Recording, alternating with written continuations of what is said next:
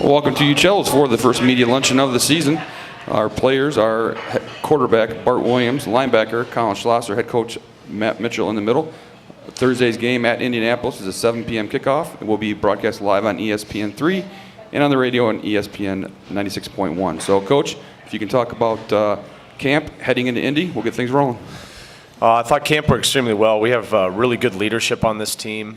It's a team that's had some guys that have played quite a few ball games, 24-4 the last 2 years. 28 games is a lot of games. Those guys that are in leadership positions understand what it takes to compete at the highest levels in Division II, and so they've had a great mindset and attack and approach as we head into camp. And we have guys at the top that are really good leaders in each of the position groups. So I'll start with that. I think our leadership's been great. I think our chemistry and our approach have been good. We're not a team that has any divisions, and so it's been fun to be around them. It's been great to coach them. So, offensively, obviously we have a lot of returning starters back on the offensive side of the ball. I think that's allowed us to do some different things formationally, pre-snap, just put some people in some different spots with that experience. We have the three receivers back that played a lot, and Brandon Bean, Erston Smith, and Nick Dotson. You add in the two tight ends, and Nick Kaiser and Pete Sender, and then take a look at Bart Williams, the quarterback position, and Martavius Carter. You have some guys that have played some significant snaps at Grand Valley the past couple years, so it allows you to do some things. I think we're going to be rotating some guys in the offensive line. I think that our offensive line is, we lost Aaron Cox last year. Kyle Corman has stepped in, done a nice job at center, and then we've added some redshirt freshmen like Tommy Seawalk and a transfer and Josh Bass into that mix too. And so we have 7-8 guys I think are going to be playing up front on the offensive line to complement the guys that did play last year. You had Evan Schreiner, Nick Fish, Ben Walling, and Nate Brady played almost the entire year last year. You have those guys back, and you had some new faces up in there that have earned the right to play. So look for us to rotate a little bit more up front. Defensively, we had to kind of retool some spots, but we had some guys back that had played a lot. Up front, Dylan Carroll and Keon Belcher had played a lot. Collin Schlosser, Garrett Pugnier had played a lot. And then in the back end, you had some corners and some safeties that played a lot. But we added some pieces to the puzzle. We have some young guys that have stepped up and some transfers that have come into our program, and I think they've all done a great job. Our defense is very healthy right now. I think it's a fast defense. It's an athletic defense. I think it needs to get out there and play together. They've been playing together in fall camp against Grand Valley's offense. I think it's going to be different when they have to go out there and play together against some different schemes. And obviously we're replicating what we think we might get out of Indianapolis. They have a new offensive coordinator, so there may be some new wrinkles there.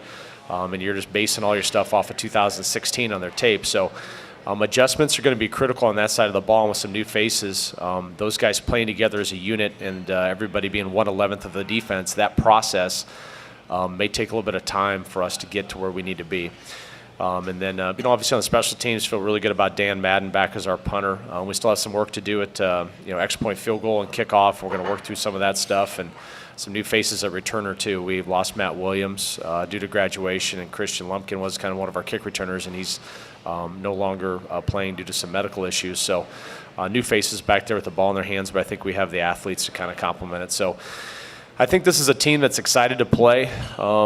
They've put in a lot of work. There's been a commitment to being great, and I think they want to get out there and play together. I really don't think this is a team that's wanting to go out there and play by themselves, a bunch of independent operators. I do think it's a group that enjoys playing together. I don't think this is an offensive-centric team, a defensive-centric team. I think it's a group that enjoys the company of each other, and so I think hopefully you'll see that manifested on Thursday night when they get out there together and start playing together. Road trips are great.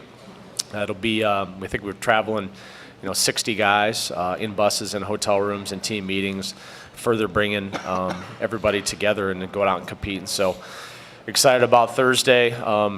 Really fortunate to be able to sign the home and away contract with the University of Indianapolis. That's a GLVC team that's made the playoffs several years. Last year, I think it was probably a little bit of a down year, and part of that was because injuries at the quarterback position. Their starting quarterback, they lost midway through the season, and so had a tough time a little bit with that. But they've always been really competitive and won multiple conference championships in the GLVC and made it to the playoffs. So Anticipate it being a great game. I think they've always have good game day atmosphere down at Indy. We're looking forward to getting out and there. Obviously, the game is broadcast on ESPN3, so if people can't make it, they can watch it from far away, and also on the radio too, 96.1. So a lot of opportunities to kind of see where we're at. We're having a watch party too at the stadium. If you want to come out and watch it on the big board at Lubber Stadium, that's available. The gates open at 6. So kind of get a chance to see the 2017 Lakers and really starting with a quality non-conference opponent. Our schedule this year is very challenging. We have some very challenging road games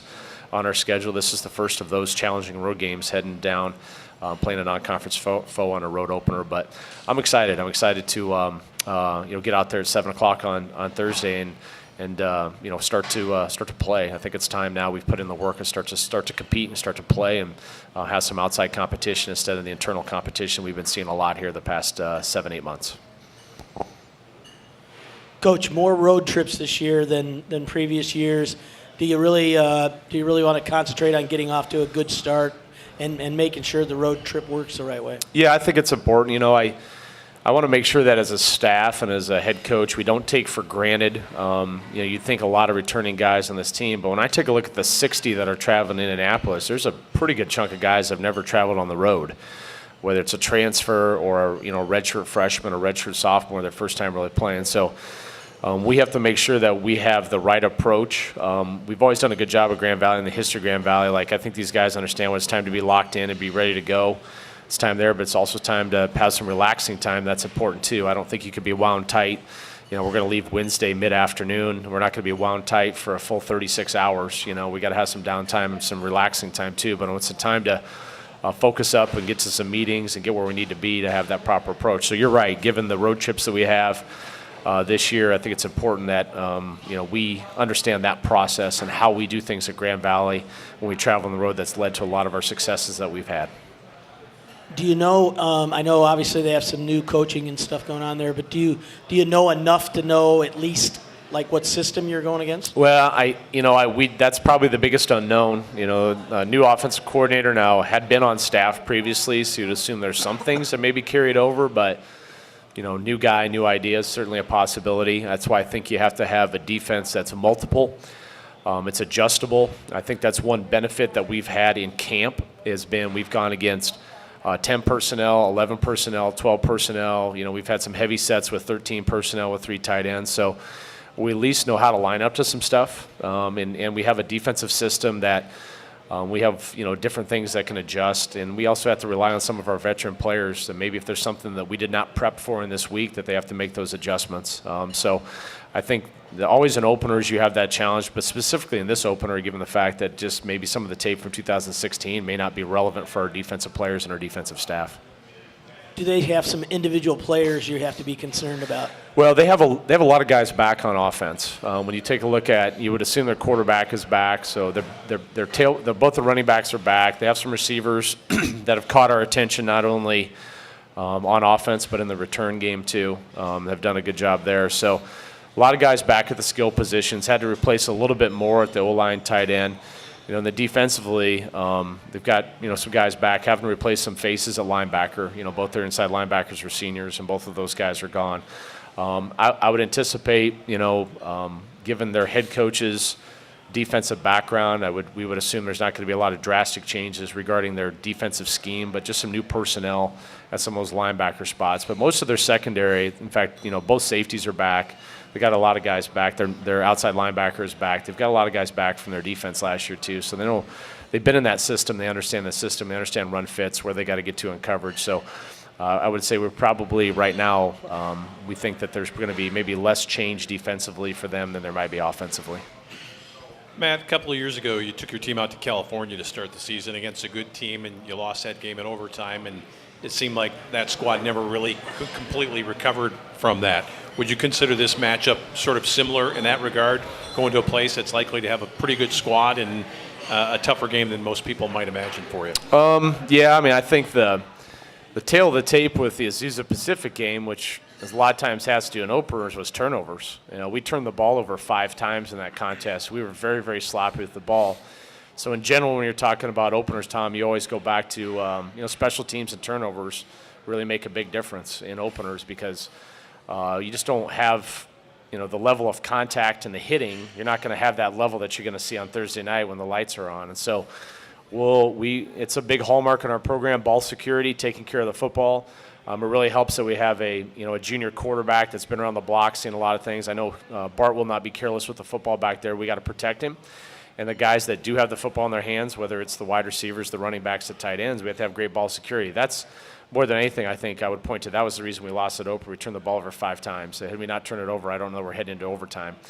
And, special teams. You can't give up big chunk returns in the special teams. You got to be on point. And with the schedules, with the lack of two-a-days and more off-days this year, I made mention in previous things, we've been harder pressed to make sure our special teams are on point. And so we're going to have to do a really good job on those opportunities that we have on Saturday to try to make sure we don't give up explosives and with our coverage units, and try to generate some explosives with our return units. Well, last year in your opener, you had a pretty good game right at the outset, and then as the game went on, it seemed like some of the maybe shortcomings became a little more apparent. The younger guys and the less experienced guys being counted on a little bit more. Would that be a better model maybe for this game? Because you talked about how it is, you've got a lot of guys who haven't really traveled before, so is that the kind of scenario that's a little bit more comparable to this game that you have coming up? Well, I guess you're referencing the Tiffin game. Are you talking about when we made some substitutions, or the younger guys that were in there didn't handle it well? Well, I just thought that, there were a couple of times when, especially early in the year, when you get ahead in ball games a little bit, then maybe get drawn back a little bit more as some of the inexperience showed. Right. Well, we talk about all the time in our program that we use the phrase "your best versus good enough," and so I would hope that all of the guys in our program are internally driven enough, have enough internal competitive drive that their barometer for success is internal and not so much external that way. But I don't make any assumptions from year to year or anything like that. Every game is its own unique, let's say, liken it to its own unique like math problem. Every game's different. Every year's different. Every contest is different. So we have something right in front of us that we're going to attack that, and we have a different set of characters, a different cast of characters.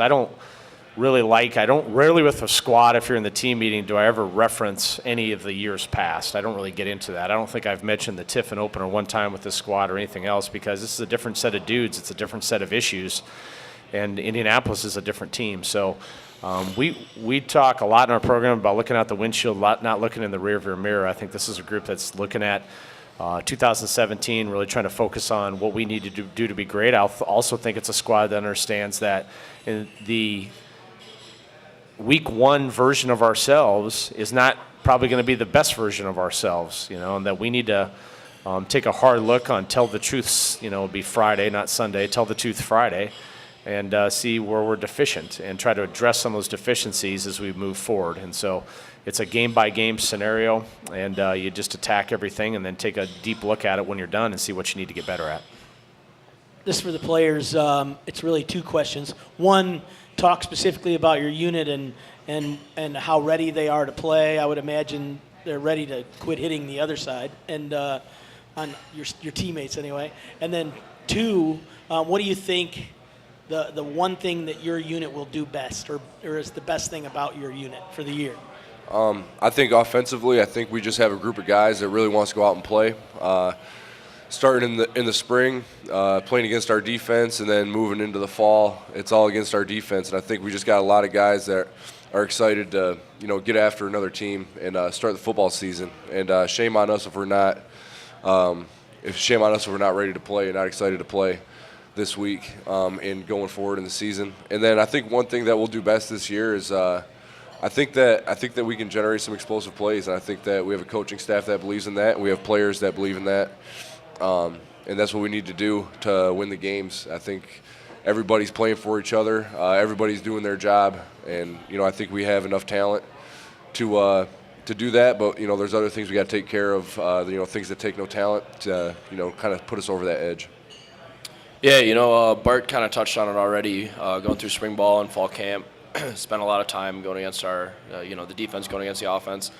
And like he said, we're excited to go out as a defensive unit, get some different competition other than the guys that we've been going against, for however many practices now. But I think we're going to be excited to play. We're going to fly around to the ball.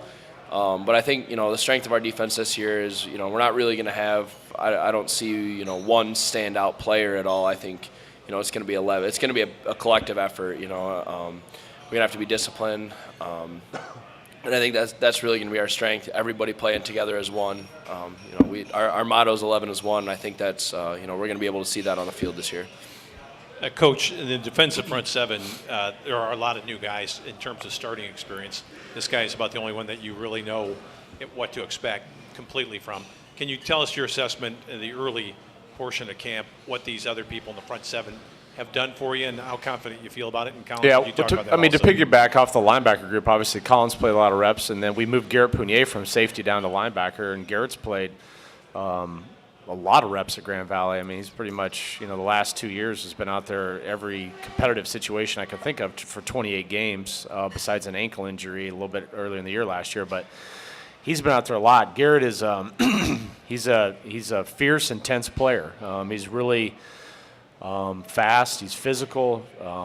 He's a good tackler. He doesn't miss a whole lot of tacklers. He's a really productive pressure guy. So, I mean, we have two guys with him and Collin that, we played 28 games last 2 years. They've been in there a lot. I've been really impressed with Isaiah Nkansa. I mean, as a redshirt sophomore, he got a little taste last year as a redshirt freshman. He can play in the box. He's physical. He can run. Like out on the edges, he can run. He's also an effective pressure guy, too. We have three linebackers that are comfortable when you blitz them. They get on edges and do a good job, Collin being one of the three in addition to the other two. So, and then up front, Dylan Carroll was a force last year in 2016, and I anticipate that that'll pick up where it left off. Keon Belcher has always done a great job of being physical inside and anchoring the interior. You look at our tape last year when Keon was playing, he does not get moved. Even on hard combinations, there's not a lot of movement on him, and so he does a really good job of being the point person there. He's going to play our nose. And then, the other pieces are new pieces. I think Demetrius Farmer, who was a first-team All-GLIAC performer last year, has come in and done a great job of being a part of our culture, weighing 285 pounds. And so he'll be playing three technique along with Cody Moore. Cody Moore is a senior. He understands our system. He's an effective pass rusher. So those guys will be playing three technique. And then, at the other end, it's a combination of Mike Pettis, who's a redshirt sophomore who moved from linebacker down to defensive end and had a really good spring, has continued that in fall camp. And Reggie Spearman, a transfer that has been very unselfish. The guy started as a true freshman at Iowa at linebacker. And when we started the recruitment process, we told him that our bigger needs are probably a defensive end, and he's been unselfish and playing a five technique. The guy's put his hand in the dirt really probably for the first time in his career. He's had to put his hand down, and I think he's done that. So what you're looking at the ends, like you have Dylan Carroll, who's probably a true defensive ends. Our other ends are guys that, once the ball snapped and their hands off the ground, are active linebackers. They're very active. They can run. They can get on edges. They're physical. There's nothing they can't handle. And I'm not saying they're not going to have a problem with the tight end. Like Reggie Spearman, he can hang in there with the best of our tight ends in our program on a down block, okay? But what you're getting to is you got some anchors inside, some 300-pounders and some 285 guys and some big dudes on the inside. James McBride will play at 295 in there at the nose too. And then you have a lot of athleticism at the edges. A lot of guys that can rush the passer, but they can also put their foot in the ground and go east and west. And that's a model that's worked for us in the past. And these guys don't have the experience here, but Reggie has experience playing in the Big Ten at Iowa. Demetrius has experience being a multi-year starter in this league. He's played against a lot of good competition at Ohio Dominican. So you hope that those experiences they've had of other institutions translate over on Thursday night, and I think they'll continue to grow and develop as they get deeper into the season and get accustomed to how we play in our style of defense. Okay, once again, the 7 p.m. kickoff at Indianapolis, ESPN3 live telecast, as well as ESPN 96.1, and there will be a watch party at Lubbers Stadium starting at 6 o'clock. Thanks, guys. Thank you. Thanks.